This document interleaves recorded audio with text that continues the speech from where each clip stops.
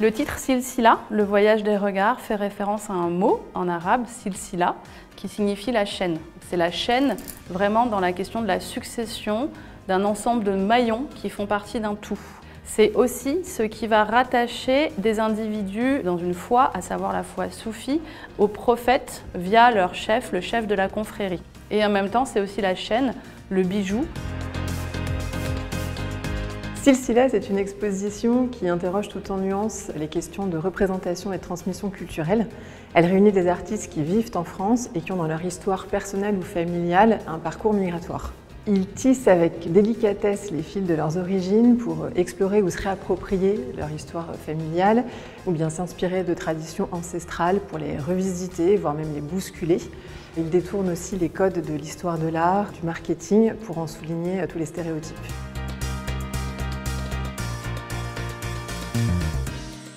L'exposition se divise en 4 parties qui peuvent être considérées de façon indépendante les unes des autres.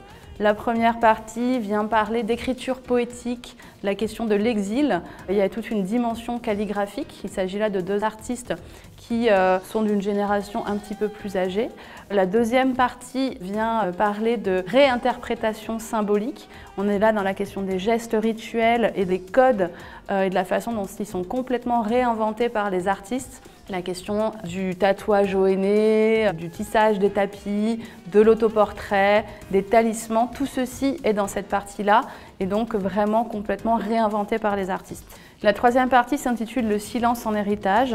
C'est une partie qui vient parler justement de ce dont on ne parle pas, des tabous et des silences de l'héritage. Et la quatrième partie est vraiment une partie tournée vers l'histoire de l'art et la façon dont les artistes la réinterprètent, se saisissent des genres, des codes, des références, des questions d'orientalisme en particulier, d'exotisme et viennent complètement les réinterpréter à travers la peinture, la photographie, différentes formes.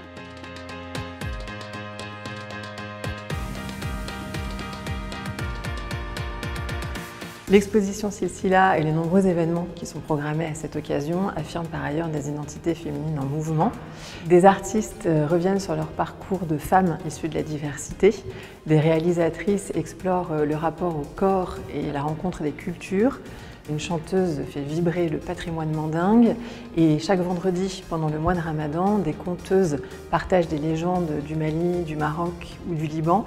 Et bien sûr, en plus de ces rendez-vous de contes, de spectacles, de conférences, de tables rondes et de projections, notre programmation pour le jeune public est toujours là avec des ciné-goûters, des visites sur mesure, des ateliers de pratique artistique.